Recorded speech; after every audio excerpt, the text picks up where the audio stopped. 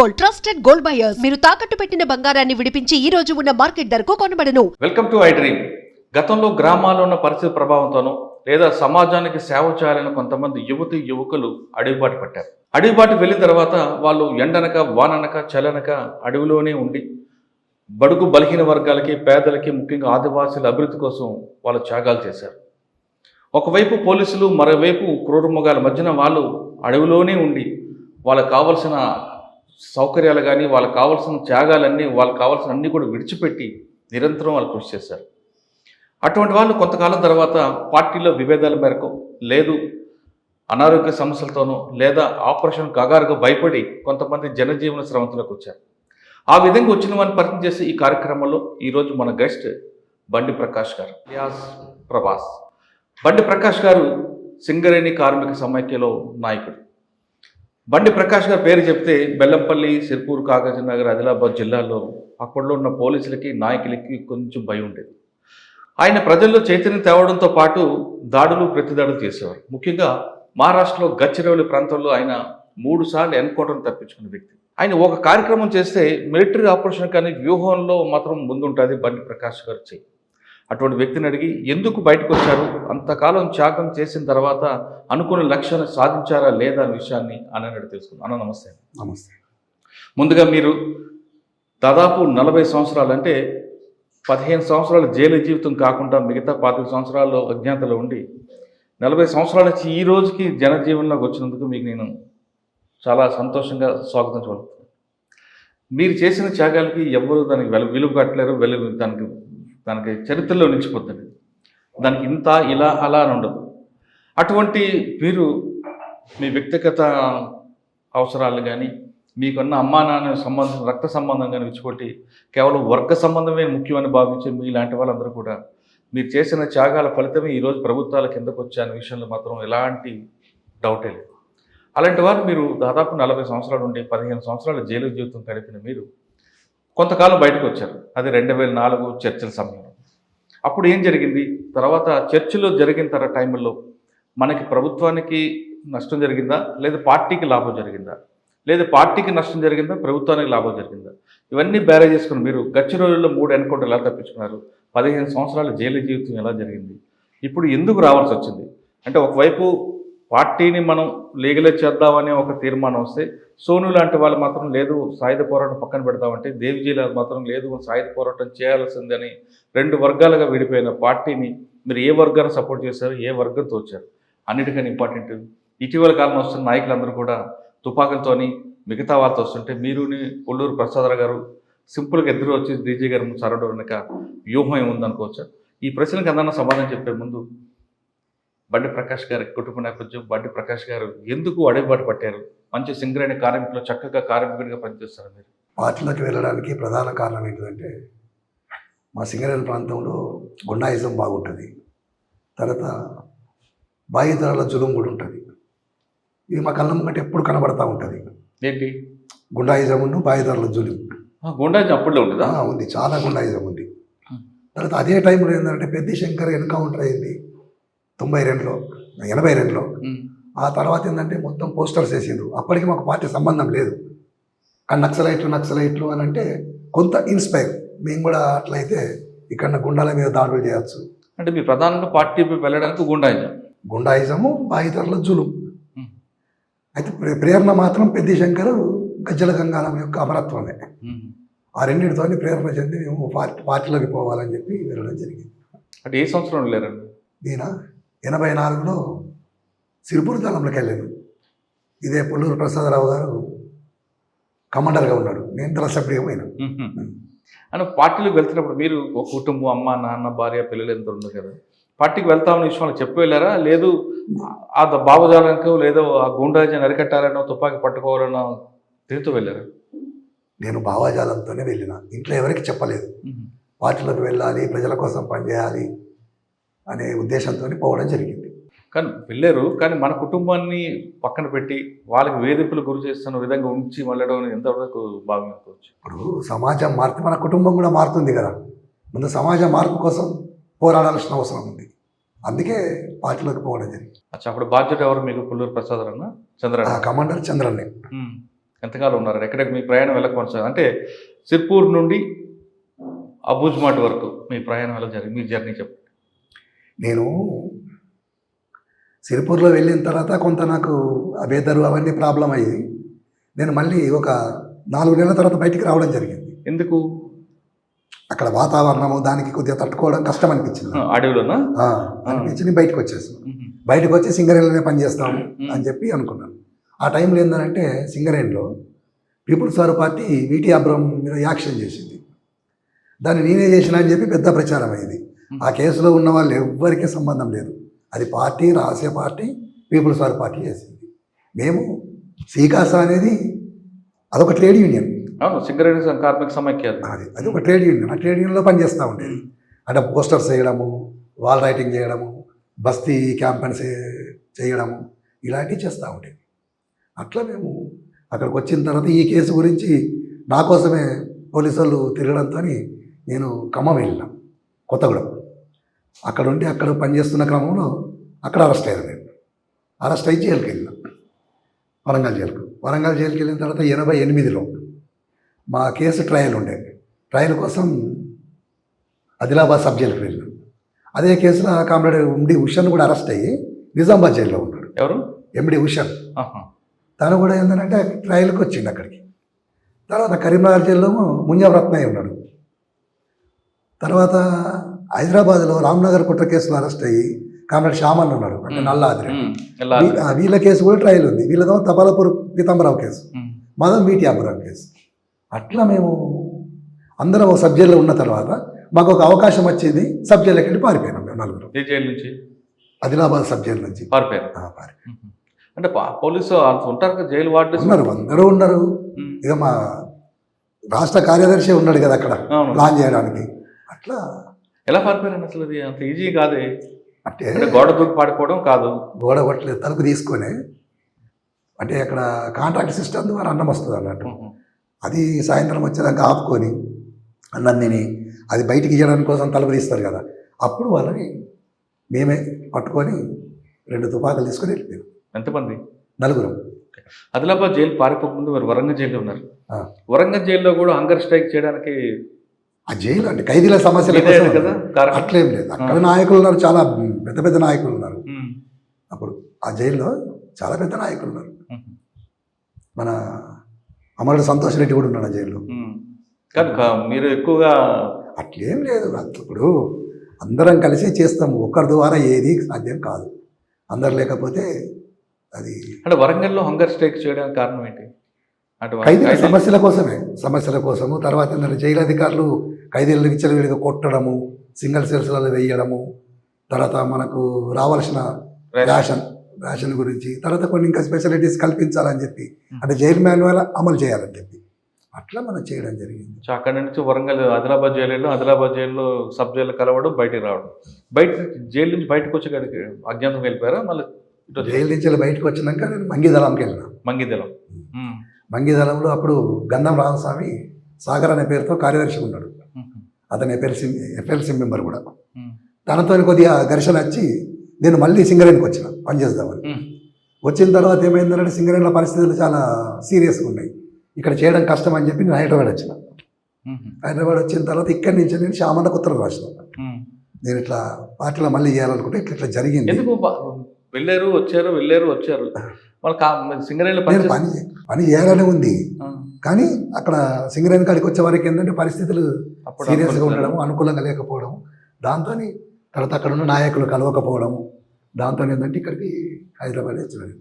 అప్పుడు ఏంటంటే శ్యామన్నకు ఉత్తరం రాస్తే తర్వాత ఏంటంటే మన వరంగల్ జిల్లా కార్యదర్శి ఉన్నాడు కదా గుండెబేన అంజన్న, పున్నం చంద్ర పేరుతో పనిచేసాడు. అతను వచ్చి కలిసిండు నాకు.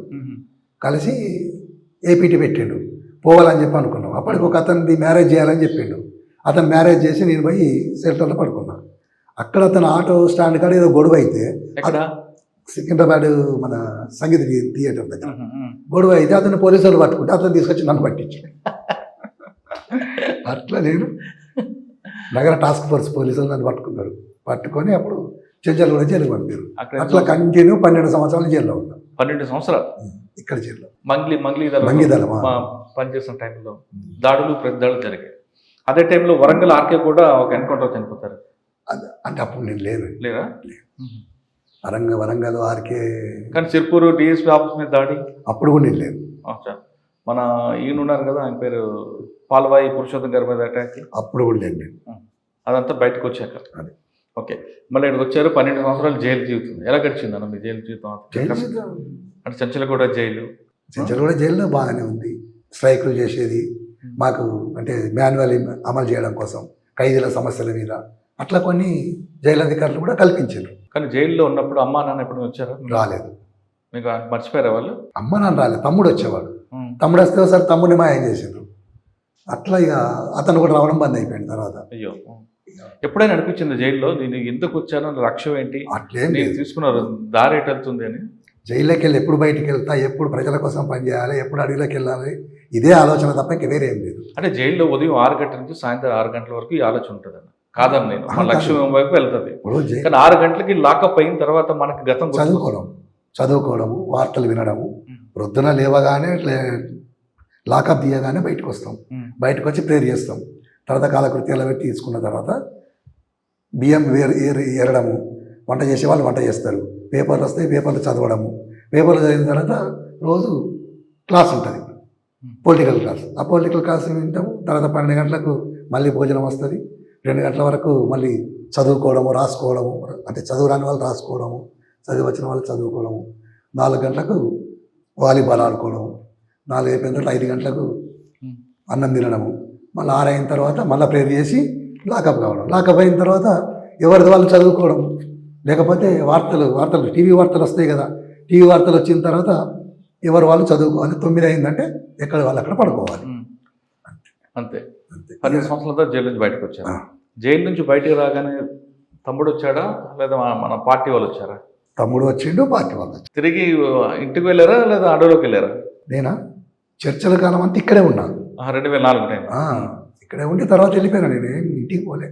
చర్చలు మీరు ప్రభుత్వానికి పార్టీ మధ్య చర్చలో మీరు కూడా కొంత మీ షేర్ అంటే మేము ముగ్గురము నిర్వహణ కమిటీ. ఎవరెవరు? నేను, డప్పు రమేష్, గంగన్న అంటే నూనె నరసింహరెడ్డి. మేము ముగ్గురము. అంటే ఇక్కడ కొన్ని స్తూపాలు కట్టించడము, తర్వాత స్టేజీలు అరేంజ్ చేయడము, జనార్దన్ మండలి ప్రోగ్రామ్స్ ఇప్పించడము, అంటే మొత్తం సిటీ మొత్తంలో అట్లా చేయడము. తర్వాత వచ్చిన వాలంటీర్స్కి వాళ్ళని సదుపాయాలు చూడడము, మీటింగ్ పర్మిషన్స్ కోసం పోవడము, తీసుకురావడం. ఇది మా నిర్వహణకు సంబంధించిన. అంటే మీకు ఇచ్చిన తర్వాత వీళ్ళందరూ కూడా పెద్ద దోర్నాల దగ్గర వచ్చారు. దోర్నాల దగ్గరికి మీరు వస్తారని మీకు తెలుసా ముందు? చిన్నారొట్ల నుంచి బయటకు వచ్చిన. చిన్నారొట్ల దోర్నాల దగ్గర చిన్నారొట్ల మేము డైరెక్ట్ మేమే పోయినాం తీసుకురావడానికి. అంతే. అంటే అక్కడికి వస్తారని మీకు సమాచారం? అడవిలోకి వెళ్ళి తీసుకొచ్చినాం మేము. ఓకే, తీసుకొచ్చారు. 4 రోజులు 3 రోజులు ఉన్నట్టున్నారు కదా ఇక్కడ? ఉన్నాం ఎక్కువనే. ఇక్కడ ఫస్ట్ వచ్చిన రోజే కొంతమంది బిర్యానీ తినడంతో వ్యతిరేకం వచ్చింది. బిర్యానీ మేము ఎప్పుడు తినలేదే. నేను కూడా ఉన్నా కదా మంజీరా గెస్ట్ హౌస్. అవును. కానీ బిర్యానీ ఏం తినలేదు.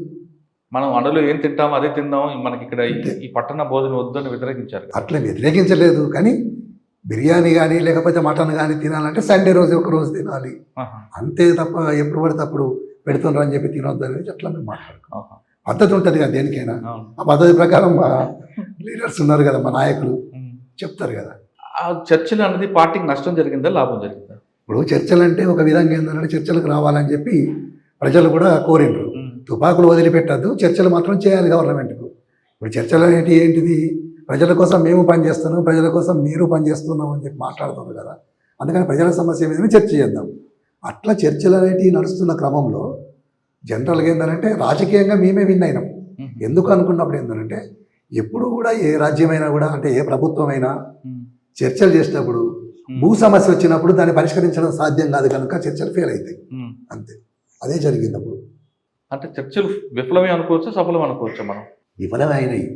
చర్చల పేరు మీద మా కామ్రేడ్స్ మానాల్లో నిజామాబాద్ జిల్లాలో విషం పెట్టి చంపేసిండ్రు. మొత్తం డీసీ మెంబర్లతో సహా కమాండర్లు సభ్యులు కూడా చనిపోయారు. దాంతోనే మేము చర్చల నుంచి వైదొలిగినాం. చర్చల కాలంలో పద్ధతి అట్లా చేయద్దు కదా, సీజ్ ఫైర్ కదా, మొత్తం కాల్పుల విరమణ లెక్కనే ఉన్నప్పుడు అట్నే ఉండాలి కదా పద్ధతి ప్రకారం. కానీ వాళ్ళు నిజామాబాద్లో జైల్లో కాదు, నిజామాబాద్ దగ్గర మానాలి అనుకుంటారు కదా మీరు చెప్పేది. అదేనా? అదే విషయం పెట్టి చంపేసింది. అది ఆరోపణ, నిజం అంటారా? నిజమే, అబద్ధం. అబద్ధం ఏదో చెప్తాం. అంతమంది ఇప్పుడు చర్చలు జరుగుతున్న క్రమంలో మేమేం అంటే పోలీసుల మీద దాడులు చేయం కదా. అంతమంది డీసీ కమాండర్స్ సభ్యులు అందరూ చనిపోయారు. అంటే ఇటువైపు మీరన్నారు, ఒకవైపు చర్చల సమయంలోనే నల్లమల్ల ప్రాంతంలో మీరు ప్రభుత్వ ఆస్తులు కూడా దగ్ధం చేశారు కదా. చేయలేదు. టెలిఫోన్ ఎక్స్చేంజ్ ఉంటుంది, ఒక ఎస్ఐని మర్డర్. చంపలేదు. అదంతా తప్పుడు ఆరోపణలు, అది తప్పుడు ప్రచారమే. చర్చల వల్ల మనకు నష్టం జరిగిందంటారు పార్టీకి. అంటే చర్చలలో రాజకీయంగా విన్ అయినాం. అది కాకపోతే ఏంటంటే మిలిటరీ పరంగా నష్టం జరిగింది మాకు. స్ట్రెంగ్త్ అయ్యారు కదా, మిలిటరీ పరంగా స్ట్రెంగ్త్ అయ్యారు కదా మీరు. గ్రామాల్లోకి వచ్చారు. గ్రామాల్లోకి వచ్చినాము, ప్రజల్ని కలవడము, ప్రజలతో సంబంధాలు ఏర్పాటు చేసుకోవడము, నిర్మాణాలు చేయడం ఇలాంటివి చేసినాం. కానీ మేము మిలిటరీ పరంగా ఏమైందంటే దాళ్ళకు సంబంధించి ముందు ప్రిపేర్ కాలే. ఎందుకంటే ఎప్పుడైనా కూడా రాజ్యం ఏం చేస్తుంది, చర్చలు అయిపోయిన వెంటనే దాడి చేస్తుంది. ఆ దాడి తిరిగి తిప్పి కొట్టడం కోసం అట్లా మేము చేయలేకపోయినాం అన్నట్టు, అట్లా నష్టపోయినాం. చర్చల వల్ల రాజకీయంగా లబ్ధి పొందాం కానీ మిలిటరీ పరంగా నష్టపోయారు పార్టీ. తర్వాత మీ ప్రయాణం ఎక్కడి వరకు వెళ్ళింది? తెలంగాణకి వెళ్ళినాం, దండకారణ్యం పోయినాం. ఇలా ఆదిలాబాద్, చంద్రాపూర్, గచ్చిరోడ్ మీద వెళ్ళారా? లేదు, చెర్ల నుంచి పూసుగొప్ప నుంచి వెళ్ళి పూజారి కాంకేరు అక్కడికి పోయి మన జంపన్నం కలిసిన. అప్పుడు జంపన్న స్టేట్ కార్యదర్శి కదా, జంపన్నం కలిసిన. ఆ తర్వాత వాళ్ళు మీటింగ్ చేసుకున్నారు, నన్ను ఆదిలాబాద్కి బదిలీ చేశారు. ఆదిలాబాద్కి మళ్ళీ చంద్రన్న ఉన్నాడు, చంద్రన్న మేమందరం ఆదిలాబాద్కు. ఓకే, ఆదిలాబాద్ అప్పటికే మీకు సుధాకర్ అలియా సత్వాజీ కూడా ఉన్నట్టున్నారు కదా. సత్వాజీ సుధాకర్ లేడు ఆదిలాబాద్లో లేడు. ఆయన డీకేలో ఎస్ఎంసీ మెంబర్ కదా, మిలిటరీ. సార్, ఆదిలాబాద్కి వచ్చాక మీ కార్యక్రమాలు? ఆదిలాబాద్కి వచ్చిన తర్వాత నా కార్యక్రమం ఏంటంటే, నేను ఫస్ట్ ప్రజలతో సంబంధాలు ఏర్పాటు చేసుకోవడం, తర్వాత గ్రామాల మీద, మొత్తం గ్రామాల మీద పట్టు, తర్వాత ఫారెస్ట్ మీద, దారుల మీద ఇలాంటి పట్టుని సంపాదించడం కోసం. ఎందుకంటే చాలా సంవత్సరాలు దానికి దూరంగా ఉన్నా కనుక అట్లా నేను అక్కడికి వచ్చినప్పుడు భాస్కర్లో డీసీ మెంబర్గా, కార్యదర్శిగా దానికి చంద్రన్నే ఉన్నాడు అప్పటికి. చేసిన తర్వాత మేము 2007లో తెలంగాణ రాష్ట్ర కమిటీ, అంటే తెలంగాణ అంటే ఉత్తర తెలంగాణ సబ్ జోనల్ కమిటీకి సంబంధించి మీటింగ్ జరిగింది. మీటింగ్ అంటే మహాసభనే జరిగింది. ఆ మహాసభలో మళ్ళీ ఒకసారి ఏంటంటే మళ్ళీ ఆదిలాబాద్కి వచ్చినాం. మహాసభ అయిపోయినాక వచ్చిన తర్వాత అంటే అప్పుడు పోలీసుల నిర్బంధం ఉంది కదా మీకు? ఉంది. ఎలా వచ్చారు మరి? అడవిలోకి వెళ్ళి పోతా ఉంటాం అంతా. మరి లారీలు బస్సులు వాడం కదా, నడిచిపోవడమే కనుక అడవిలోకి వెళ్ళే కదా. అట్లా మహారాష్ట్ర నుంచి వచ్చేవాళ్ళం. తర్వాత 2008లో ఆదిలాబాద్ జిల్లా రద్దు చేయడం జరిగింది. రద్దు చేసినప్పుడు నేను ఖమ్మం జిల్లాలో ఉన్నాను. అంటే ఆదిలాబాద్ జిల్లాకు రాకుండా ఖమ్మం జిల్లాకు వెళ్ళకముందు ఆదిలాబాద్ జిల్లా చాలా కాలం పని, అంటే 2004 నుంచి 2007 వరకు ఆదిలాబాద్ ఉన్నారు. 7 వరకు అంటే నేను తక్కువ కాలమే ఉన్నా. సరే, ఎంతకాలం ఉన్నా మీరు అనుకున్న లక్ష్యం సాధించారా? గ్రామాల్లోకి వెళ్ళడం, చేసిన ఏ గ్రామాల్లో ఎక్కువ పట్టు సాధించారు? బంగీలు అన్ని గ్రామాలు తిరిగినాం దాదాపుగా. ఇప్పుడు అన్ని రోడ్స్ అవన్నీ అయినాయి, కానీ అంతకుముందు అవన్నీ లేకుండే కదా. రోజు ఉదయం లేచి నడటం వల్ల మీకు ఆరోగ్య సమస్యలు రాలేదా? అప్పుడైతే రాలేదు. ఇప్పుడు సమస్య ఏంటంటే, ఇక్కడికి వచ్చిన తర్వాత ఆరోగ్యం చెక్ చేయించుకుందామని యశోదకి వెళ్ళినా. ఇప్పుడు రోజుకి ఒక ఏరియాలో ఏరియాకి వెళ్ళాలనుకోండి, మీరు రోజుకి ఎన్ని కిలోమీటర్లు నడుస్తుంటారు? రోజుగా గంటకు 4 కిలోమీటర్లు ఫస్ట్, తర్వాత గంటకు 3 కిలోమీటర్లు అవుతుంది. అట్లా ఏరియా ఎంత దూరం ఉన్న దాన్ని బట్టి 3-4 గంటలు నడుస్తాం. అంటే రోజుకి ఎన్ని కిలోమీటర్లు? కనీసం 5-6 కిలోమీటర్లు నడుస్తారు. ఎక్కువ నడుస్తాం పరిస్థితులు. ఒకవేళ పోలీసులు ఎన్కౌంటర్లు స్టార్ట్ అయింది, కాల్పులు స్టార్ట్ అప్పుడు 10 గంటలైనా నడవాల్సిందే. రూట్ ఎలా తెలుస్తుంది మీకు? అడవిలో రూట్ ఎలా తెలుస్తుంది? ఎటు వెళ్తాం, ఎటు వస్తాం అనేది? ఇక దాని మీద గ్రిప్ సంపాదించాలి. అందుకే నేను అన్నా కదా, దాని మీద గ్రిప్ సంపాదించడం కోసమే నేను అట్లా అక్కడ భాస్కర్తో పాటు ఉండేవాడిని. అంటే మీరు ఆదిలాబాద్ జిల్లాలో ఏ మూడు నుంచి వచ్చిపెట్టినా పాయింట్కి రాగలరు మీరు? అట్లా రావడం కోసమే కదా, అట్లా ఉండేది. ఓకే, ఖమ్మం జిల్లాలో ఏంటి మీ టార్గెట్? ఖమ్మం జిల్లాలో కూడా నేను ఇదే, నా పరిస్థితి ఇదే. ఖమ్మంలో కూడా ఏంటంటే నేను చెర్ల తర్వాత అటు శబరి ఏరియాలో తిరుగుతూ ఉండేది. అక్కడ డీసీ వాళ్ళు ఉండేది, వాళ్ళతో పాటు నేను ఆ ప్రజల దగ్గర పోయేది, మీటింగ్లు చేసేది. కమిటీలు ఉంటే కమిటీలు వాళ్ళే మాట్లాడేవాళ్ళు. నేను ఆ ప్రాంతం ఎట్లా పోవడం, ఎట్లా రావడం అని చెప్పి ఆ దారులు గుర్తుపెట్టుకోవడము, ప్రజలతో సంబంధాలు ఇట్లా చేసిన. అంటే మీకు ఆదిలాబాద్ జిల్లాలో ప్రజల సపోర్ట్ ఎక్కువ ఉందా, ఖమ్మం జిల్లాలో ఎక్కువ ఉందా సార్ ప్రజల నుంచి? ఇప్పుడు ఎక్కడ పార్టీ ఉంటే అక్కడ సపోర్టే ఉంటుంది. ఆదిలాబాద్ జిల్లాలో ఇప్పటికీ పార్టీ సపోర్ట్ చేస్తారు ప్రజలు. ఎందుకంటే పార్టీ ఉంటేనే వాళ్ళకి అక్కడ చాలా అంటే సౌక, అంటే వాళ్ళు అనుకునే అన్నీ సాధించగలుగుతారు. లేకపోతే ఏమవుతుందంటే ప్రభుత్వం వాళ్ళ మీద దాడులు చేయడము, ఇప్పుడు టైగర్ జోన్ అనే పేరు మీద వెళ్ళగొట్టడము, లేకపోతే ఎస్టీలో లంబాడి వాళ్ళని కలపడము, రకరకాల సమస్యలున్నాయి వాళ్ళకు. సో ఖమ్మం జిల్లాలో సమస్య ఏంటో? ఖమ్మం జిల్లాల సమస్య అక్కడ కూడా ఏంటంటే అక్కడ ఎస్టీ సమస్య లేదు, కానీ అక్కడ ఏంటంటే భూమి సమస్య అందరికీ. అట్లా మేము భూమి ఇప్పించడం జరిగింది చాలామందికి. అంటే పోడు భూములు, పోడు భూములు అవన్నీ వాళ్ళు కొట్టిన భూములన్నీ అట్లాంటివి చేయడం జరిగింది. మీరు భూములు ఇప్పిస్తారు, అక్కడ పని దున్నేవాడిదే భూమి అని చెప్తున్నారు, ఆ నినాదం ఇప్పించారు. కానీ అది పట్టాలు లేని భూమి, దానికోసం కూడా కొట్లాడాలి. వాళ్ళు కొట్లాడకుంటే ఏది రాదు. ఎవరైనా కూడా మనం కొట్లాడాల్సిందే. ఇప్పుడు భూమి కావాలని అప్పుడు కొట్లాడారు. అప్పుడు ప్రభుత్వ భూములన్నీ దాని అవసరం అనుకుంటే ఎర్ర జెండాలు పాతి ప్రజలందరినీ తీసుకెళ్ళి అక్కడ చెట్లు అవన్నీ కొట్టేసి మనిషికి 2 ఎకరాలు 3 ఎకరాలు 4 ఎకరాలు 2 ఎకరాలు ఇట్లా అసలు లేదు కనుక అట్లా ఇవ్వడం జరిగింది. రేపు పొద్దున మనం బలంగా ఉన్నంతసేపు నడుస్తుంది. అది మనం కొద్దిగా బలహీన పడ్డప్పుడు, అంటే ప్రభుత్వం పై చేయనప్పుడు వీటి పట్టాలు కావాలంటే మళ్ళీ ఫైట్ చేయాల్సిందే. కానీ మీరు కొట్టింది ఫారెస్ట్ భూమి కదా, అడవి భూమి. అడవి ఒక ప్రజలకు కావాల్సింది కదా, అటవీ భూమి. చూడండి, అడవి అని అంటే ఇప్పుడు చాలామందికి అర్థం కాదు ఏంటంటే అడవి కొట్టడం అని అంటే అడవిని కొట్టి మేము స్మగ్లింగ్ చేయడం లేదు డబ్బుల కోసం, వాళ్ళు బ్రతకడం కోసం మాత్రమే అడవి కొడుతున్నాం. అడవిని కాపాడేదే మేము. అక్కడ ఆదివాసులు కాపాడతారు, దానికి నాయకత్వం వహిస్తున్న మావోయిస్టులు కాపాడతారు. దాని ఏదో టేక్ కర్రలు కొట్టడము, రకరకాల కర్రలు కొట్టి వ్యాపారం చేయడము, బయటికి పంపించడము, ఇలాంటివి చేయము. అంటే మీ ఉద్దేశం మంచిదే, కానీ అడవిలోకి జనంలోకి రావడం వల్ల ఆ జంతువులన్నీ కూడా రోడ్డు మీద రావడం అదొక కాంప్లెక్స్ వస్తుంది కదా. అట్లా రాలేదు ఎప్పుడు జంతువులు. ఇప్పుడు అడవిలోకి ఉండాల్సిన జంతువులు రోడ్డు మీద గ్రామాలకు ఎందుకు వస్తున్నాయంటే జనం వెళ్ళి అక్కడ పంట చేయడం బట్టి అవి ఉనికిని కోసం లేదా ఆకలి కోసం ఇటు వస్తున్నాయి కదా. లేవు. ఇప్పుడు ఆదిలాబాద్ జిల్లా ఉంది ఉదాహరణకు. ఇప్పుడు ఆదిలాబాద్ జిల్లాలో మేము బలహీనంగానే ఉన్నాం. వస్తాం 4 నెలలు వస్తాం, 3 నెలలు వస్తాం, లేవు ఒక్కోసారి 6 నెలలు వస్తాం, తర్వాత మళ్ళీ డీకేకి వెళ్ళిపోవడం జరుగుతుంది. కానీ ఇప్పుడు ఆదిలాబాద్లో ఉన్న అడవిలో టేక్ అంతా కొట్టేసిండ్రు, మొత్తం స్మగ్లింగ్. అంటే మీరుంటే జరిగేది కాదు కదా, ఆపేవాళ్ళం కదా. మరి ప్రభుత్వం ఎందుకు ఆపలేదు దాన్ని? నక్సలైట్లను చంపాలనే ఒక ఆలోచనే తప్ప మరి ఇదంతా జరుగుతుంది, మొత్తం అడివంతా నాశనం అయిపోయింది. మీరు వెళ్ళి చూడండి కావాలంటే. ఆదిలాబాద్ జిల్లా అంటే మీకు మీరు అన్న టేకు కొట్టింది, స్మగ్లింగ్ అవకాశం కల్పించింది అంటారు. కానీ ఖమ్మంలో కూడా టేకు కర్ర కొట్టనివ్వలేదు. అక్కడ ఆదిలాబాద్ జిల్లాలో ఫారెస్ట్ విలేజ్ పెరగడానికి, లేదంటే చంద్రాపూర్ నుంచి పులులు ఆదిలాబాద్ రావడం, కవ్వాల్ టైగర్స్ రావడానికి ఒక కారిడార్ ఏర్పాటు చేసింది కదా ప్రభుత్వం. అవి మీరు చేయకపోయినా వస్తాయండి, ప్రతి సంవత్సరము వస్తాయి, మళ్ళీ వెళ్ళిపోతాయి. ప్రభుత్వం చేసేది ఏముండదు అందులో. అవి వస్తాయి కనుక దాని రూట్లో దాని నీళ్లు కావాలని చెప్పి చిన్న చిన్న మడుగులు లాంటివి తయారు చేయడము, ఇలాంటివి చేసారు. తర్వాత కెమెరాస్ పెట్టిర్రు, ఇవి వస్తున్నాయి ఇవి పోతున్నాయి ఇక్కడి నుంచి వెళ్ళి. ప్రధానంగా కెమెరాస్లలో మేము కూడా పడతాం కనుక దాడులు కూడా చేస్తాం. ప్రధానం అదే వాళ్ళ ఆలోచన. అలాగా జరిగిందా సార్? ఆదిలాబాద్ జిల్లాలో, ఖమ్మం జిల్లాలో మీకు సవాల్ ఇచ్చిన పోలీస్ ఆఫీసర్ ఎవరు? అట్లా నాకు అంటే పార్టీకి ఆయన వల్ల నష్టం జరుగుతుంది ఎప్పుడైనా మీరు భావించారా? అట్లేం నష్టం అంటే ఇప్పుడు మీకు రకరకాల పద్ధతులలో ప్రజల్ని చైతన్యపరుస్తారు వాళ్ళు కూడా. అవి మీకు అంటే ప్రభుత్వ పథకాలు వస్తాయి, నక్సలైట్లు పోతే రావు, అందుకని మీరు పోవద్దు అక్కడికి.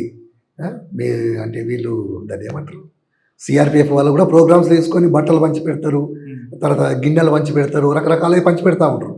అంటే మేము మంచి పని చేస్తున్నామని. కానీ మంచి పని చేసేది ఏం లేదు. అంటే వీయడం మంచిదే కావచ్చు, కానీ వాళ్ళు అట్లా చేసి అక్కడి నుంచి ఆ భూములకి వెళ్ళగొట్టడమే, ఇంకేముండదు చివరికి. సరే, అటువంటి పథకాల వల్ల కొంతమంది యువత పార్టీ వైపు రాలేదు అన్నదానికి వాస్తవం కాదు. అట్లేం కాదు, అట్లా మనం చెప్పలేము. కానీ మీరు చాలా కాలం చూసారు కదా, ఒకప్పుడు పార్టీలోకి వచ్చేవాళ్ళు చదువుకునే వాళ్ళు, సమాజ స్పృహ ఉన్న వాళ్ళు వచ్చేవారు. అటువంటి నాలెడ్జ్ ఉన్న వాళ్ళు క్రమేపీ తగ్గిపోతున్న కారణం అనుకోవచ్చు. కారణం ఏంటంటే పట్టణాలలో ఆర్గనైజేషన్ లేదు, బలహీనపడ్డది. మొత్తానికి లేదు, బలహీనపడడం అనే దానికంటే మొత్తానికి లేదు. తర్వాత మైదాన ప్రాంతాల్లో కూడా బలంగా లేము. దాంతో ఏమైందంటే మొత్తం అడవి ప్రాంతానికి నెట్టబడి ఆదివాసులలో బలంగా ఉండగలేదు. అందుకని బయట నుండి రాకపోవడం అనేది కూడా పెద్ద సమస్య. అది అంటే మైదాన ప్రాంతంలో, పట్టణ ప్రాంతాల్లో ఆర్గనైజేషన్ లేకపోవడం కారణం ఏంటి? నిర్బంధం ద్వారా అట్లా జరిగింది. నిర్బంధం అనుకోవచ్చా, లేదంటే కుల సంఘాలు రావడం, తర్వాత ప్రజలు చైతన్యవంతులు అవ్వడం, లేదా సమాజంలో వచ్చిన మార్పులు మీరు గమనించుకోవడం అనుకోవచ్చు? అట్లే కాదు, నిర్బంధం ఒకటి ప్రధానంగా, తర్వాత కుల సంఘాలను కూడా అవి కూడా కొంత కారణమే. కానీ అదొకటే కాకుండా మీరు ఎంచుకున్న లైన్ సమాజంలో ఇప్పుడు మీరు మైదాన ప్రాంతంకి, అటవీ ప్రాంతంకి, గ్రామీణ ప్రాంతం 3 ప్రాంతాలు విభజించండి. అటవీ ప్రాంతంలో ఉన్న సమస్యను మీరు గొంతెత్తుతున్నారు కాబట్టి ప్రజలు మీకు సపోర్ట్ చేస్తున్నారు. కానీ గ్రామీణ ప్రాంతంలో ఆ సమస్యలు వేరే సమస్యలు. మైదాన ప్రాంతం తీసుకుంటే సమస్య ఇంకో రూపంలో ఉంది. అది అది గుర్తించడంలో మీరు విఫలమయ్యారనుకోవచ్చు కదా. అంటే అక్కడ ఆర్గనైజేషన్ చేయడానికే మా వాళ్ళు ప్రత్యేకంగా లేరు. గుర్తించడం అని కాకుండా అక్కడి నుంచి ఆ నిర్బంధ పరిస్థితులలో మొత్తానికి ఖాళీ చేసిన పరిస్థితి ఏర్పడ్డది. అట్లా అక్కడే ఉంటే స్థానికంగా ఉంటేనేమో వాటిని గుర్తించగలుగుతాం, దానికి అనుగుణంగా ఎత్తగడలు రూపొందించగలుగుతాం. కానీ అక్కడి నుంచి వెళ్ళి మొత్తానికి వెళ్ళిపోవడం జరిగింది కనుక అది సమస్య. అంటే నిర్బంధం అంటారు. నిర్బంధమే. అంతే, నిర్బంధం ఉండి కూడా మన పార్టీ పనిచేయాలి కదా. చెయ్యాలి కానీ నీకు మొదటి నుంచి ఆలోచన ఉండి అక్కడి నుంచి వెళ్ళి రిక్రూట్ వచ్చినప్పుడు యువత చదువుకున్న వాళ్ళు కావచ్చు, లేకపోతే కార్మిక వర్గం నుంచి కావచ్చు, మధ్యతరగతి నుంచి వస్తే మనం అక్కడ చేయడానికి ప్రయత్నం చేస్తాం. కానీ అది ఆ రిక్రూట్ తగ్గింది లేదు. అది మీరు అనుకుంటున్నారు. కానీ మీ మీ జనరేషన్లో అంటే మీ తరంలో వాళ్ళందరూ కూడా సమాజ స్పృహతో వచ్చిన వాళ్ళు, ఇప్పుడు వస్తున్న వాళ్ళు స్వార్థంతో వచ్చిన వాళ్ళు ఉన్నారు. అది మీరు కనిపెట్టారా లేదా? స్వార్థంతో వస్తే ఎంతకాలం ఉంటారండి? కొద్ది కాలం ఉంటారు, వెళ్ళిపోతారు. అంటే ఆ మార్పుని మీరు గుర్తించారా? గుర్తిస్తాం కానీ వాళ్ళు అట్లాంటి వాళ్ళు ఎక్కువ కాలం ఉండరు పార్టీలో. దానికే కదా ఇప్పుడు ఇప్పుడు మీరు అంటే అనుకోండి, కొన్ని సంవత్సరాల పాటుగా అడవిలో ఉన్నారు, తిండి లేదు, తిప్పలు లేకుండా నడిచి ఉంటుంది. ఇప్పుడు యువత అలా లేదు. వాళ్ళకి డ్రగ్స్కి వేరే వేరే విలాసాలకు అలవాటు పడ్డారు. సెల్ ఫోన్ ఉండాలి, కరెంట్ ఉండాలి, ఏసీలు ఉండాలి. ఇటువంటి మారుతున్న జనరేషన్కి అందరూ కదా కొంతమంది, మీకు వాళ్ళు ఎందుకు రక్త సంబంధం కన్నా వర్గ సంబంధం గొప్పదని నమ్ముతారు అనుకుంటున్నారు? ఇప్పుడు దాన్ని వర్గ సంబంధం మీ తరం వేరేనా? మీ తరం త్యాగాలు చేశారు. మా తరం అయినా ఇప్పుడైనా కూడా త్యాగం చేయాల్సింది ఎవరైనా. చేయాల్సింది. లేకపోతే ఈ సమాజం అయితే మారదు. ఈ సమాజం మారాలి, అందరూ సమానంగా బ్రతకాలి అనుకున్నప్పుడు ఈ సమాజ మార్పు కోసం కొట్లాడాల్సిందే. మీరు చెప్పింది కరెక్టే. కానీ అటువంటి స్వార్థపరం ఉంది కదా ఇప్పుడు. ఉంటుంది. ఇప్పుడు స్వార్థాన్ని పెంచి పోషించేదే ఈ రాజ్యం పెంచి పోషిస్తుంది. అట్లా ప్రజలు అంటే అట్లున్న యువతను కూడా అదే అటువైపే మలుస్తుంది. దానికి అనుగుణంగా అంటే దానికి వ్యతిరేకిస్తూ మనం చెప్పాల్సిన అవసరం ఉంది. ఆ చెప్పడంలో మాది లోపం జరిగింది. అంటే పార్టీ కూడా గతంలో తుపాకీ పట్టుకొని ప్రజల చైతన్యపరచాలని ఎక్కడ లేదు. మనం కూడా ప్రజల చైతన్యపరచడానికి మాటల ద్వారా చేయించు, ప్రశ్నించే తత్వం చేయొచ్చు అనేది ఒక సిద్ధాంతంలో ఒక భాగం. కానీ తుపాకీ పట్టుకుంటేనే చేయాలనేది ఇక్కడ రూల్ ఉందా? అట్లా కాదు, రూల్ లేదు. కానీ మనం పనిచేస్తున్న క్రమంలో మన మీద దాడులు చేస్తారు. దాడులు చేసినప్పుడు మనం దాన్ని ఎదిరించాలన్నా లేదా? ఎదిరించాలంటే మనం కూడా వాళ్ళు కర్ర పడితే కర్ర పట్టాల్సిందే, వాళ్ళు తుపాకీ పడితే మనం తుపాకీ పట్టాల్సిందే. ఎందుకంటే ఈ రాజ్యాన్ని కాపాడడం కోసం ఒక సైన్యం ఉంది కదా, పోలీస్ వ్యవస్థ. కానీ ప్రజలకు ఓ సైన్యం అనేది లేదు కదా. అందుకే ప్రజా విముక్తి గెరిల్లా సైన్యం అనేది ఏర్పాటు చేసినాం. అనుకున్నప్పుడు దానికి వెపన్స్ అవసరమే కదా. వెపన్స్ లేకపోతే ఇప్పుడు మేమైతే జీతాలు తీసుకోవడం లేదు, ప్రజలు పెట్టింది తింటున్నాం, ప్రజల కోసమే పోరాడుతున్నాం. అవసరం అనుకుంటే వాళ్ళ కోసం చస్తున్నాం. అంతేగాని మేమైతే కిరాయి హంతకుల్లాగా అయితే పనిచేస్తున్నాం కదా. ఈ వ్యవస్థలో రాజ్యము ప్రతి ఒక్కరిని కిరాయి పోలీసులాగా తయారు చేసింది కదా. చేసిందా లేదా మీరు చెప్పండి. ఇప్పుడు ఒక మంచి అంటే మీరు అడిగిన కనుక నేను చెప్తున్నాను, బాధ్యత గల ఉద్యోగం, అది బాధ్యతాయుతమైన ఉద్యోగం.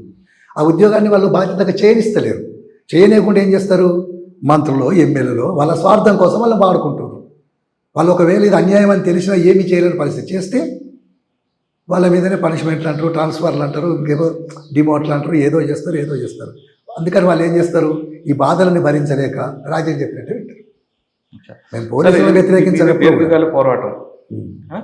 మీరు ఎప్పటికైనా నమ్ముతారా? బుల్లెట్ ద్వారా వస్తుంది అనుకుంటారా, బ్యాలెట్ ద్వారా వస్తుంది అనుకుంటారా? బ్యాలెట్ ద్వారా అయితే రాజ్యం అయితే రాదండి, అది ఫ్యాక్ట్. ఎందుకనంటే ఇప్పుడు ఈ సమాజం మారుతుంది అనేది అయితే మీకు నమ్మకం ఉందా? నాకైతే సమాజం మారుతుందని నమ్మకం ఉంది. నమ్మే వాళ్ళు నేను కూడా ఒకరిని. మీరు ఆలోచించండి. అంటే 40 సంవత్సరాల లోపల నుంచి బయటకు వచ్చారు, తిరిగారు, హైదరాబాద్ తిరగలేం కానీ. ఇప్పుడు ఇదంతా అభివృద్ధి అని చెప్తున్నారు కానీ ఏమో అభివృద్ధి కాదు అది. అది ఎవరికి దృష్టిలో అభివృద్ధి అంటే ఏంటి? మీ దృష్టిలో అభివృద్ధి అంటే ఏంటి? అభివృద్ధి అంటే ఏంటిది అంటే ప్రజలు ఎప్పుడు కూడా ప్రజలు దేనికి కూడా అంటే ఏమీ లేకుండా ఉండకుండా ఉండాలి. ప్రజలకు కావాల్సింది ఏంటంటే కడుపుండా తిండి కదా, ఒంటి నిండా బట్టలు, మనం కంటిన్యూ నిద్రపోవడానికి ఒక ఇల్లు. వీటితో పాటు ఏం కావాలి? వాళ్ళ పిల్లలకు విద్య కావాలి, అట్లాగే వాళ్ళ కుటుంబాలకు వైద్యం కావాలి.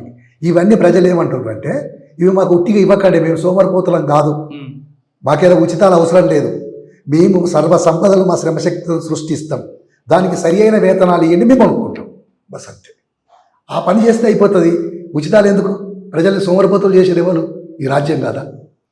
ఇప్పుడు మీరు చెప్పారు, ప్రశ్న గుర్తించుకున్నారు కదా సమస్య. ఆ సమస్యను మీరు మైదాన ప్రాంతాల్లోకి వచ్చి జనజీవులో కలిసి పార్లమెంట్ ఎన్నిక తరహాలో మీరే పోటీ చేసి మీరే అటువంటి చైతన్యపరచొచ్చు కదా. ఈ సిస్టమ్ అట్లా మారదు. డైరెక్ట్ తుపాకీ తీసుకుపోయి పట్టుకుని అడవులు ఉండే కాదు బదులు కాదు డైరెక్ట్ తీసుకుపోయి ప్రధానమంత్రి పదవి ఇచ్చినా కూడా ఈ సిస్టమ్ మారది.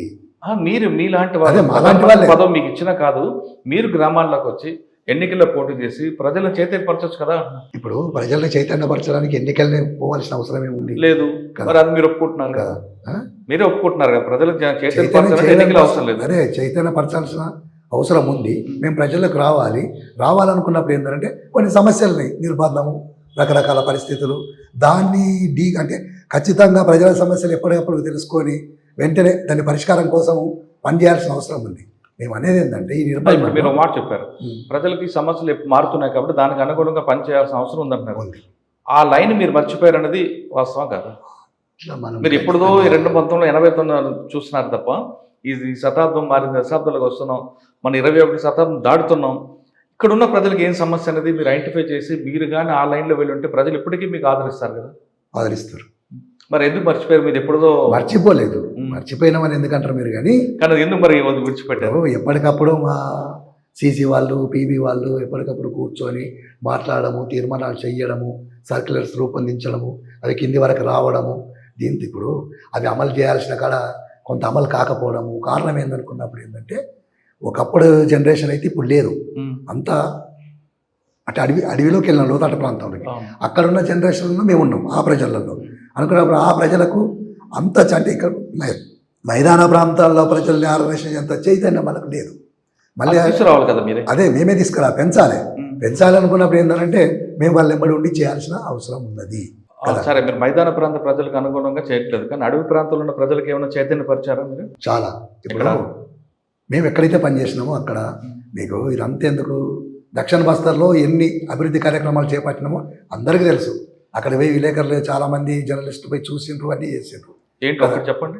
వ్యవసాయాన్ని డెవలప్ చేయించినాం కదా, జనధన సర్కార్ అన్ని జనధన సర్కార్లు ఏర్పాటు చేసినాం. ప్రజల్ని సమిష్టి వ్యవసాయం చేయిస్తాం. ఇప్పటికి కూడా ప్రజలు వాళ్ళకు వాళ్ళ 4-5 కుటుంబాలు కలిసి భూమిని దున్నుకుంటారు. అందరు కలిసి దాన్ని కోస్తారు, ఎవరిది వాళ్ళు తీసుకుంటారు. ఒకవేళ ప్రజలకు ఏదైనా భూమి కావాలంటే కూడా వాళ్ళే అందరూ అక్కడ కంటి వాళ్ళు మాట్లాడుకుంటారు. భూమి లేని వాళ్ళకు భూమి ఇప్పిస్తారు. ఇవన్నీ చేస్తూ ఉంటారు.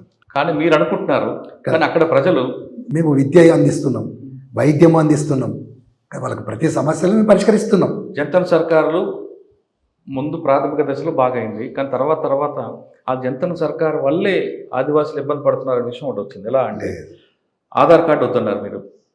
అక్కడ మీరు స్కూల్లో చదివిస్తున్నారు 5వ క్లాస్ వరకు పిల్లలకి. 5వ క్లాస్ తర్వాత పట్టణాలకు వస్తే వాళ్ళని ప్రభుత్వం అంగీకరించట్లేదు, మళ్ళీ తిరిగి 1వ క్లాస్కి వస్తున్నారు.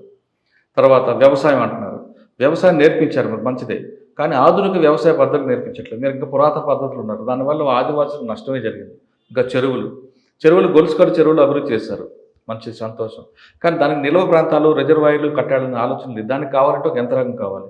ఆ యంత్రాంగం కావాలంటే మళ్ళీ మీరు ప్రభుత్వం మీద ఎందుకు కొన్ని జాగాలో చెక్ డ్యాములు కట్టినాం కదా, కట్టించినాం. ఇప్పుడు దక్షిణలోనే కొన్ని ప్రాంతాల్లో చెక్ డ్యాములు కట్టి, ఇప్పుడు చెక్ డ్యాములు కట్టియడంలో, చిన్న డ్యాములు కట్టడంలో మాకు ఎలాంటి భిన్నాభిప్రాయం లేదు. కానీ పెద్ద ఆధార్ కార్డులు ఎందుకు పెద్ద ప్రాజెక్టులు కడితే మాత్రం వ్యతిరేకిస్తాం. ఆధార్ కార్డులు ఎందుకు వ్యతిరేకించారు? ఆధార్ కార్డు ఏం వ్యతిరేకించలేదు. ఎందుకు మరి మేమైతే రిక్రూట్ అయ్యే వాళ్ళని కూడా ఆధార్ కార్డు పట్టుకొని రావాలని చెప్తున్నాం. రేపు పొద్దున ఏదైనా అవసరం ఉంటే ఆధార్ కార్డు అవసరం ఉంటుంది. ప్రభుత్వం ఇట్లా తయారు చేసి ఆధార్ కార్డు వద్దన్నారు, కానీ కొంతమంది ఆదివాసులు వెళ్ళి రాష్ట్రంగా కూడా తీసుకున్న సంఘటనలు ఉన్నాయి. సరే, మీరు స్కూల్లో చదివిస్తున్నారన్న ఒకటి చెప్పండి. స్కూల్లో చదివించాక పిల్లలు పెరగాలి కదా, 5వ క్లాస్ తర్వాత పట్టణం రావాలి కదా, కానీ అక్కడ వాళ్ళు యాక్సెప్ట్ చేయనప్పుడు వాళ్ళు తిరిగి 1వ క్లాస్ చదవాలంటే వాళ్ళకి ఏం ఉపయోగం? కాదు, మా దగ్గర నేర్చుకున్నారని చెప్పి ఒక కోపమో వ్యతిరేకతనో దాంతోనే వాళ్ళు అట్లా చేస్తున్నారు. కానీ వాళ్ళకున్న టాలెంట్ని బట్టి ఏ స్కూల్లో దాంట్లో వేయచ్చు కదా. ఎందుకే ఇది ప్రభుత్వం అంటే పార్టీ ఇప్పుడు శాంత చర్చలు అంటున్నారు కదా, అది 40 సంవత్సరాలు దండకారులు చేసిన అభివృద్ధి మీద కూడా చర్చించడానికి సిద్ధం ఉందా? ఉంది, పార్టీ చర్చిస్తుంది. ఖమ్మం నుంచి ఎక్కడికి వచ్చారు మీరు? ఖమ్మం నుండి మళ్ళీ 2012లో ఆదిలాబాద్ జిల్లా కార్యదర్శిగా వచ్చిన తర్వాత 2012 నుంచి 13-14 వరకు జిల్లా కార్యదర్శిగా పనిచేసినాం. ఎక్కడ? ఆదిలాబాద్లో. అప్పుడు 2 ఎన్కౌంటర్స్ అయినాయి మా మీద. ఎవరి మంగిలం, అది కోమటి పంటల దగ్గర ఒకటి, మన అర్జున్ రోజు దగ్గర ఒకటి. అప్పుడు ఎవరికి ఏం కాలే. కానీ ఈ 14 తర్వాత ఏంటంటే అప్పటికి నా ఆరోగ్యం కొద్దిగా క్షీణించింది.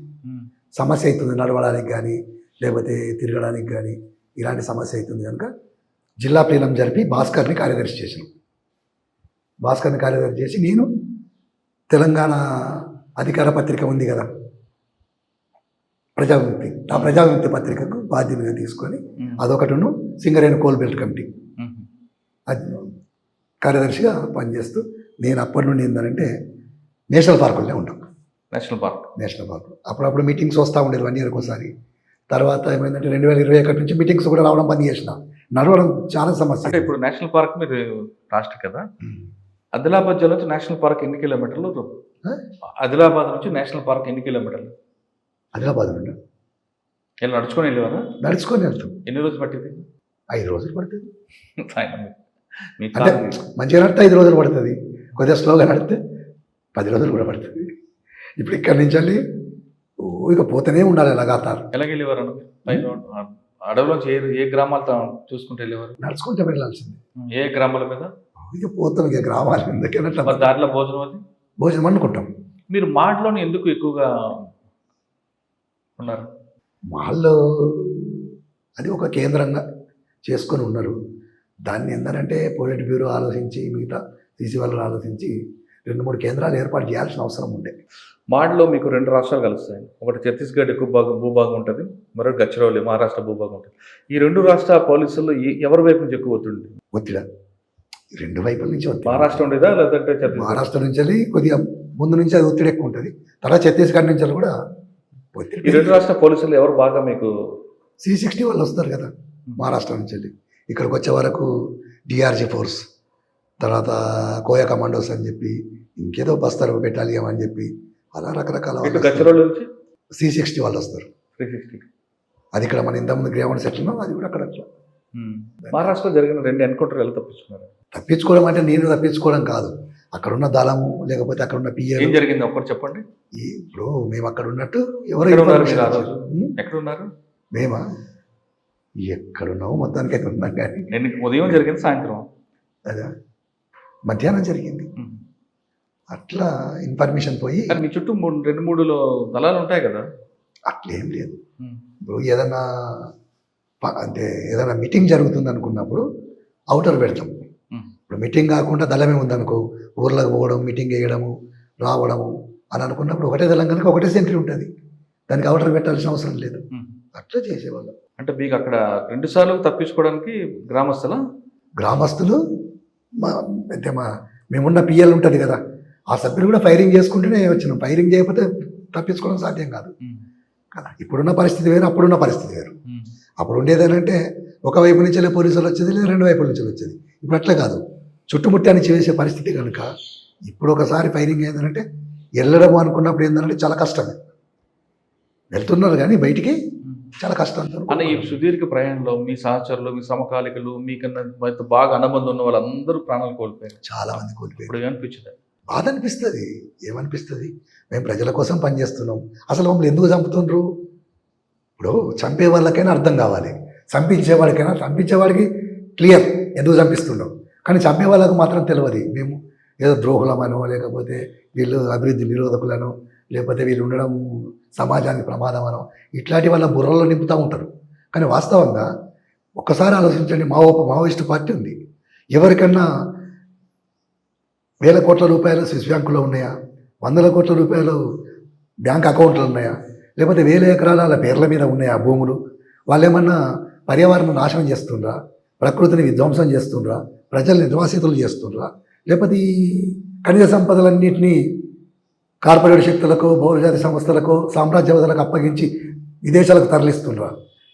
ఎందుకు చంపుతుండ్రు? ఓకే, నేను అడగండి. వీరి చేతుల్లో కూడా చాలా మంది సిఆర్పి పోలీసులు చనిపోయిందంటే ఒక్క నిమిషం, అంటే వాళ్ళ కుటుంబాలు ఉండవా? నేను చెప్పండి.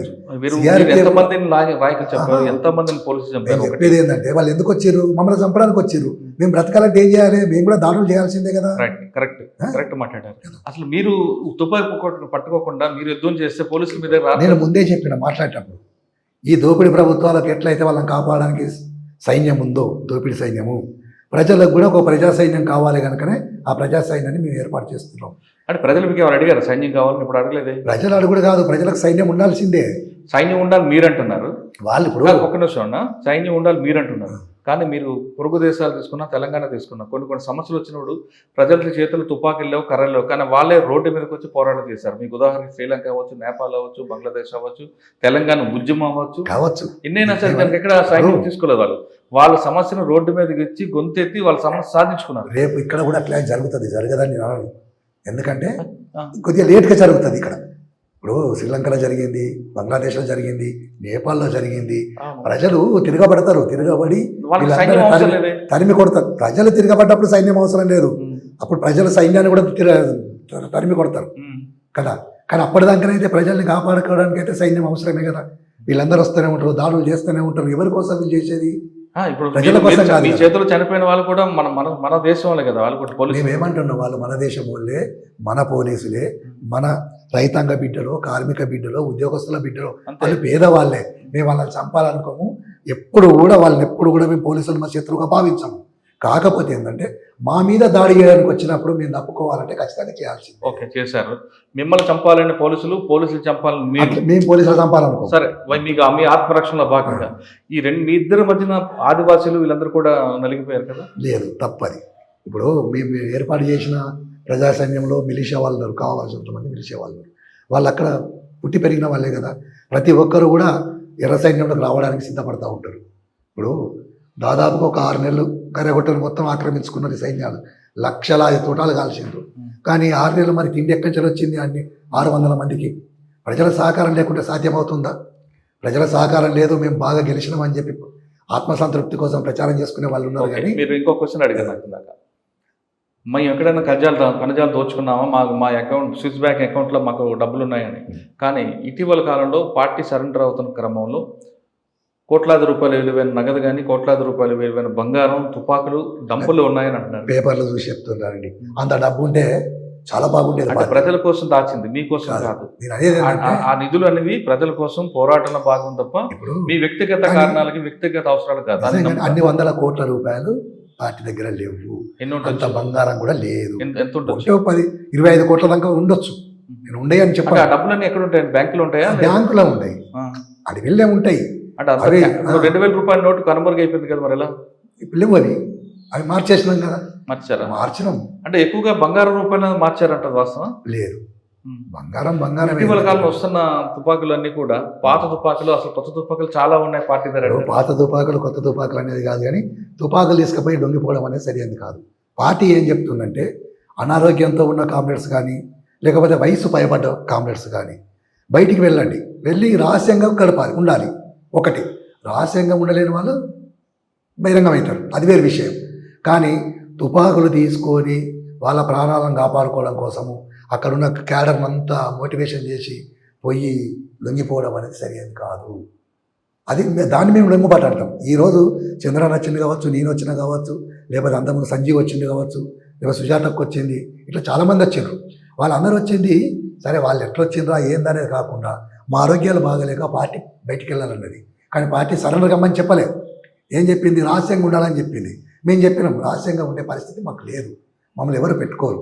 అందుకని ఏంటంటే మేము బహిరంగం అవుతాం. ఈ ప్రక్రియ అందుకే మేము బహిరంగం అవుతాం.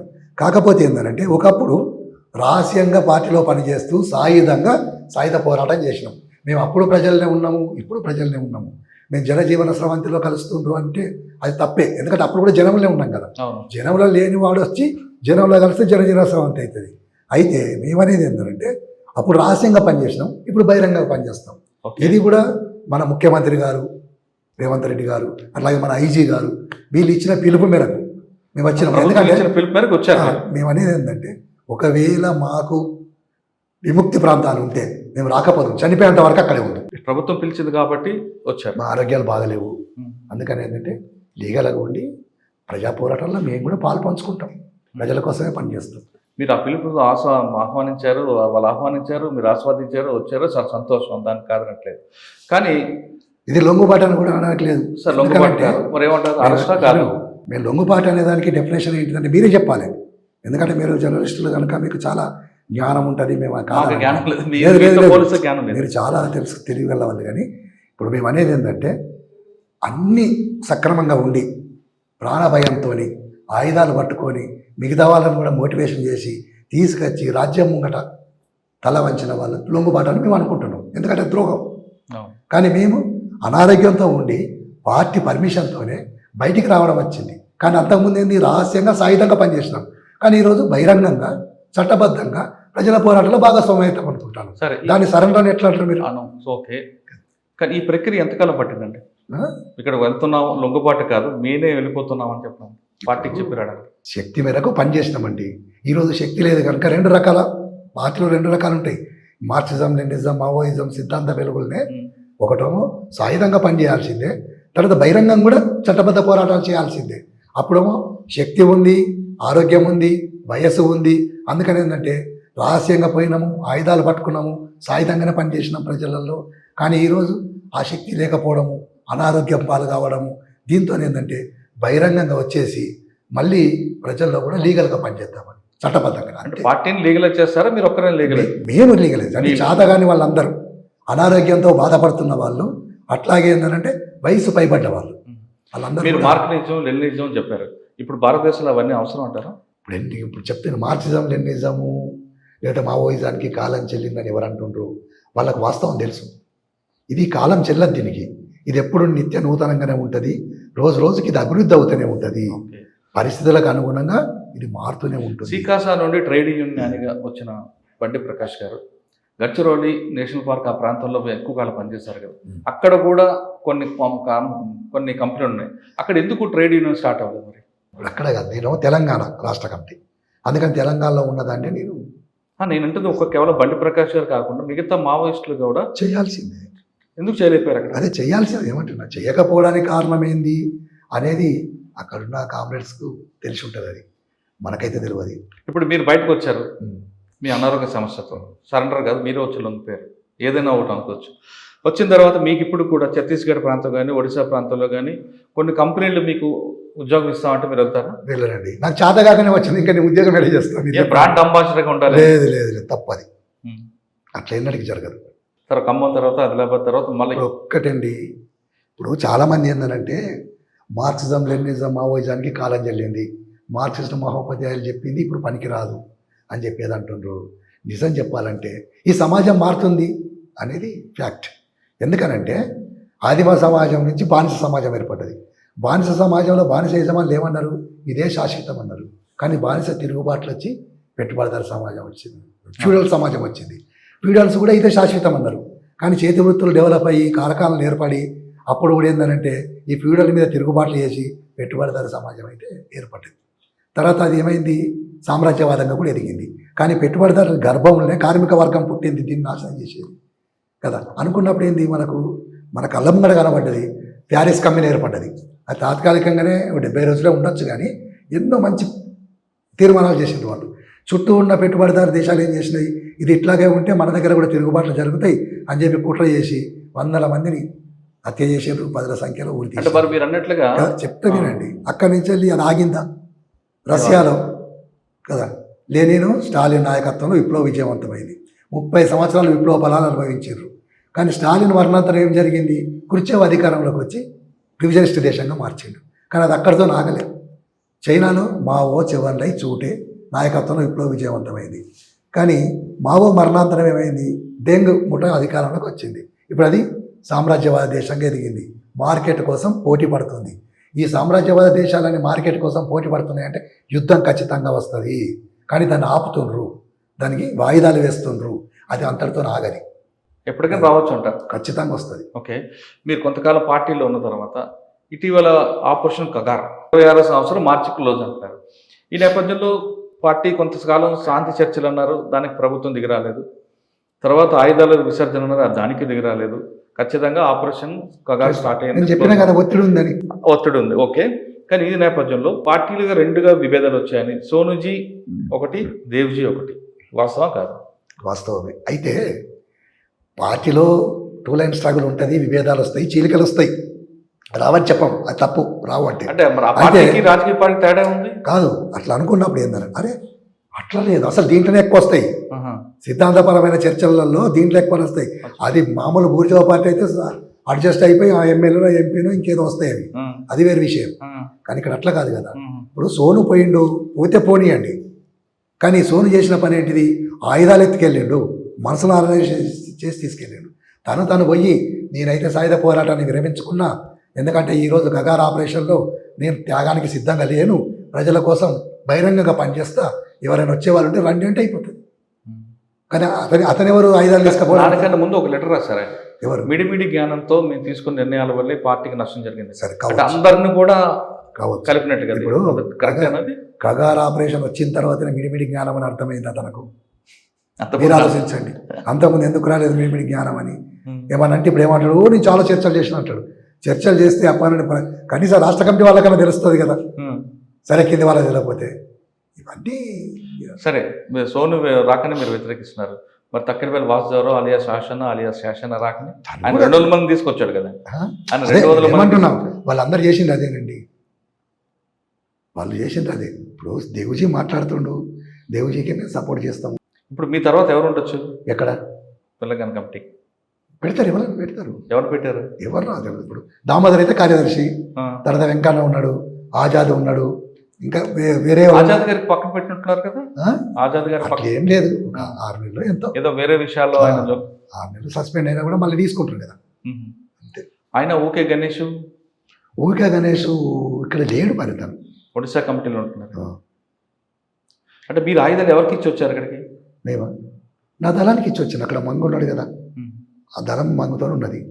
40 సంవత్సరాలు మీకు అడవి కాపాడింది కదా. అడవి నుంచి బయటకు వస్తున్నప్పుడు బాధ అనిపించలేదా వాళ్ళని విడిచిపెట్టి? చాలా బాధ అనిపించింది. ఏడవడం ఒకటే తక్కువ, కానీ తప్పది. ఎందుకంటే నేను ఒక్కడిని అక్కడ ఉంటే నా 10 మంది టీము నన్ను కాపాడడానికి ఉంటుంది. ప్రతిసారి ఇన్ని రోజులు వాళ్ళు కంటికి రెప్పలా కాపాడిండ్రు.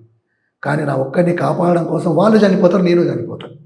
నాకు అది కూడా బాగా బాధ అనిపించింది. సరే, అడవిలో మీకు చాలా సమస్యలు చూశారు, గ్రామాలు, చుట్టుపక్కల గ్రామాలు.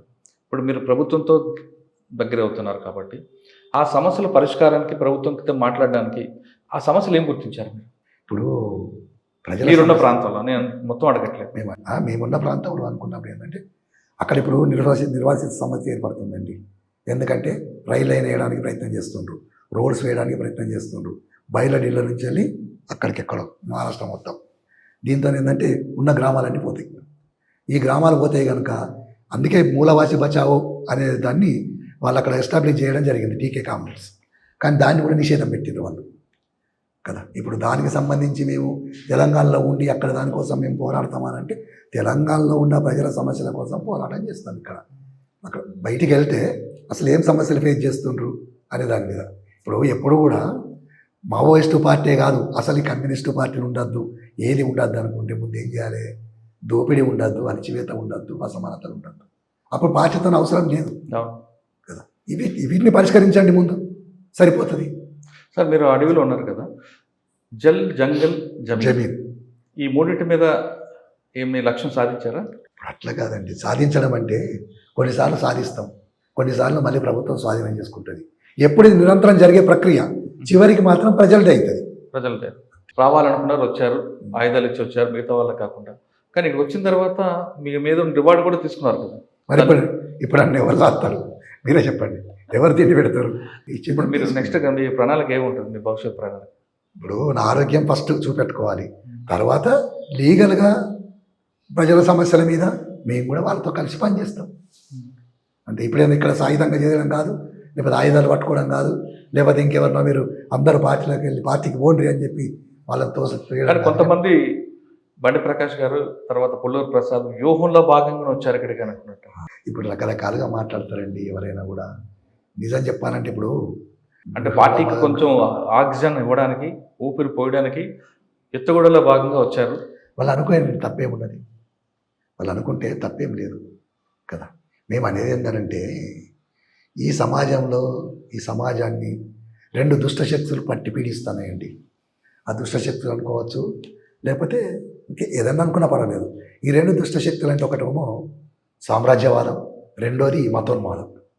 ఈ సామ్రాజ్యవాదానికి ఏంటంటే ప్రజల శ్రమశక్తిని జీవగంజిగా పోసి బ్రతికిస్తూ ఉన్నారు. ఈ మతోన్మాదానికి ప్రజల రక్తాన్ని జీవగంజిగా పోసి బ్రతికిస్తారు. కానీ వీటి రక్త మాంసాలు ఉడికిపోయినాయి, దీని శక్తి నశించిపోయింది, కొన ఊపిరితో కొట్టుమిట్టాడుతూ మరణశయ మీద పట్టుకొన్నది. ఇవి ఎన్నడూ లేవయి లేచి బట్టకట్టాయి. ఇది క్షీణించి నశించి పోవాల్సిందే. మరి నశించిపోతే ఇంకోటి అభివృద్ధి చెందాలి కదా కదా. అందుకున్నప్పుడు ఏంటంటే నూతనంగా వచ్చేది ఏందనుకున్నప్పుడు సోషలిజమే అంతిమంగా కమ్యూనిజం ఖచ్చితంగా వస్తుంది. మేము ఇప్పటికీ చెప్పదలుచుకున్నది ఏంటంటే యువత నడుం బిగిస్తే ఈ సమాజం మారుతుంది. ఆ యువతకు ప్రజలందరూ సహకరించాలి. ప్రజలు మార్పు కావాలని కోరుకుంటే మాత్రం ఖచ్చితంగా మార్పు జరుగుతుంది. కానీ యువత మీరంటే మంచిదే, కానీ ఆ యువత విలాసాలకి దానికి అలవాటు పడుతున్నారు కదా. చూడండి, అదొక ట్రెండ్ కొంతకాలమే, తర్వాత దానికి కూడా విరక్తి పుడుతుంది వాళ్ళకు. అది ఎక్కువ కాలం ఉంటుంది కదా. ఇప్పుడు మనం పోరాడలేదనుకోండి, మన తాతలు ముత్తాతలు అందరూ కూడా బానిసలుగా బ్రతికారు. ఇలా మనం అదే బతుకుతాం, మన పిల్లలు అదే బతుకుతారు. అందుకని ఖచ్చితంగా పోరాడాల్సిన అవసరం ఉన్నది. ఓకే సార్, ఫైనల్గా చెప్పండి, ఇప్పుడు ఇంకా అజ్ఞాతంలో ఉన్న మన వాళ్ళందరికీ రమ్మంటారా, పోరాటం అక్కడే ఉండి పోరాటం? నేను చెప్పదలుచుకున్నది ఒకటేనండి, అంటే వీళ్ళగా వాళ్ళకు కూడా బయటకు వస్తే సమాజంలో మార్పు వస్తుందేమో కదా. మేము అనేది ఏంటంటే అనారోగ్యంతో ఉన్న కామ్రేడ్స్, వయసు పడ్డ కామ్రేడ్స్, పైపడ్డ కామ్రేడ్స్ రావాలని చెప్తాం మేము. ఎందుకనంటే వాళ్ళు అక్కడ ఉండి వాళ్ళతో పాటు వాళ్ళని కాపాడడానికి ఒక 20 మంది 30 మంది ఇట్లా ఉండడము, వాళ్ళు కాపాడలేరు వాళ్ళని, వీళ్ళు చనిపోతారు, వాళ్ళు చనిపోతారు. అందుకని ఏంటంటే అనారోగ్యంతో ఉన్న వాళ్ళు కానీ వయసు పైబడ్డ వాళ్ళు కానీ రావాలి. వీలైతే రహస్యంగా ఉంటే ఉండండి, రహస్యంగా ఉండలేని పరిస్థితి ఉంటే బహిరంగంగా కండి. సార్ ఫైనల్గా ఇంకో క్వశ్చన్, దండకారణ్యం నేషనల్ పార్క్ అనగానే హిడ్మా ఎప్పుడైనా మీరు కలిసారా? ఇర్మాన్ నేను 3 years అవుతుంది మీరు కలవక. ఎక్కడ ఉంటారు ఎక్కువ? ఆయన బియ్యంలో ఉంటాడు, బెటాలియన్లో. ఎక్కడ, ఏ ప్రాంతం? దక్షిణ బస్తరే.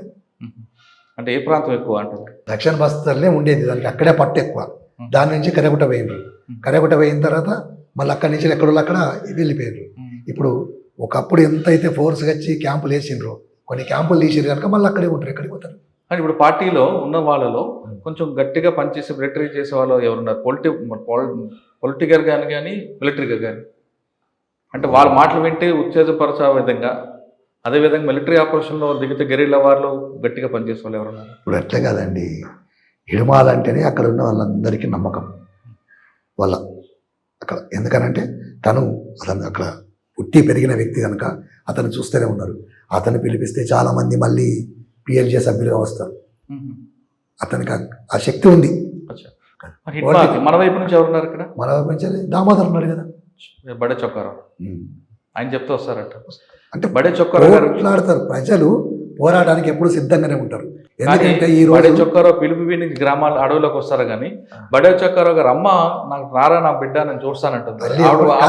ఎవరు వింటారు? ఇప్పుడు తల్లి ఎప్పుడైనా పిల్లల్ని రావాలి అని కోరుకుంటుంది కదా, ఆమె కోసం ఎవరు చూస్తారు అనుకున్నప్పుడు ఏంటంటే అక్కడున్న గ్రామం వాళ్ళు చూడాల్సిందే. ఎందుకంటే తన బిడ్డ ఈ దేశం కోసం పోయినప్పుడు కనీసం ఆమెకు ఇక్కడ అన్నం పెట్టచ్చు, ఓదార్చచ్చు, ఆదరించవచ్చు.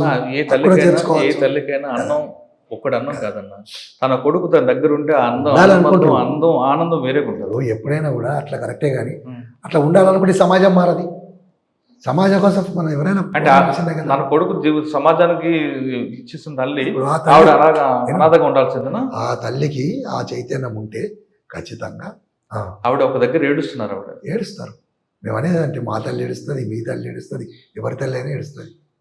ఎందుకంటే తల్లి కన్న ప్రేమ. ఈ ప్రయాణంలో మీ అమ్మ నాన్నగారు ఎప్పుడు గుర్తు వచ్చేవాళ్ళు ఉన్నారా? గుర్తుకు వస్తారు అంతే. ఎందుకంటే వాళ్ళు కలిసారు, బయటకు వచ్చాక కలిసారా? నేనా బయటకు వచ్చిన తర్వాత అమ్మని కలిసాను. ఏమన్నారమ్మా? గుర్తుపట్టారు మిమ్మల్ని? ఇప్పుడు కాదు, అప్పుడు కాదు, ఇప్పుడు నేను కన్నా అమ్మలేదు, చనిపోయింది. తెలిసిందా మీకు? నా నాన్న కూడా చనిపోయాడు. నాకు తెలియదు, ఇక్కడికి వచ్చినాక తెలుసు. ఇక్కడికి వచ్చాక అంతవరకు తెలియదు. అంటే మీరు ఆ తల్లి రుణం ఏం తీర్చుకున్నారు?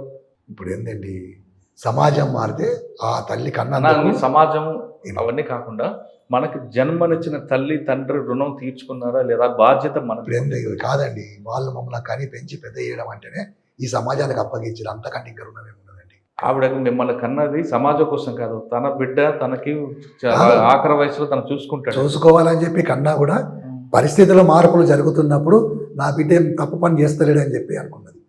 నేను ఇక్కడికి వచ్చిన తర్వాత 2004లో కలిసినప్పుడు కూడా నేను మళ్ళీ పోతున్నా అంటే కూడా మా అమ్మ ఏమనలేదు, ఓ బిడ్డ మంచిగా ఉండు, జాగ్రత్తగా ఉండు, ఓ అని చెప్పాను. ఇప్పుడున్న పరిస్థితుల్లో యువత ఖచ్చితంగా మార్పు రావాలి, సమస్య వచ్చినప్పుడు నడుము బిగించి ముందుకు వెళ్ళాలంటున్నారు అన్న బండి ప్రకాష్ గారు. అంతేగాని స్వార్థానికో విలాసాలకో ఉంటే మాత్రం ఈ సమాజంలో మార్పు రాదు, సమస్య ఎప్పుడు అలాగే ఉంటుంది అంటున్నారు. ఇక మొత్తం మీద తీసుకుంటే బండి ప్రకాష్ గారి జీవితం అనారోగ్య సమస్యతో బయటకు రావాల్సి వచ్చింది. ఆయన లొంగుబాటు కాదు, నా అనారోగ్య సమస్యని వచ్చాను, కానీ వచ్చిన వాళ్ళు మాత్రం నేను తుపాకీని ఇచ్చి వచ్చాను తప్ప నేను తుపాకీని తీసుకురాలేదంటూ ఆయన స్పష్టం చేస్తారు. అంతేకాకుండా ఇప్పటికైనా అడవిలో ఉన్న అనారోగ్య సమస్యలు ఉన్న వారందరూ కూడా దయచేసి బయటికి రండి. మీ వల్ల మిగతా వాళ్ళకు కూడా ప్రాణాలకు హాని కలిగే అవకాశం ఉంది కాబట్టి బయటికి రండి. రహస్య జీవితం ఉంటారా లేదు ప్రజా జీవితంలో మరొకసారి మనం పోరాటం చేద్దామా అనే విషయం బండి ప్రకాష్ గారు చెప్తున్నారు. ఇది ఈ వారం బండి ప్రకాష్ గారితో ఎక్సలెంట్. వచ్చే వారం మరో గెస్ట్ మళ్ళీ కలుద్దాం. నమస్తే. థ్యాంక్ యూ అన్న. Thank you very much. నమస్తే.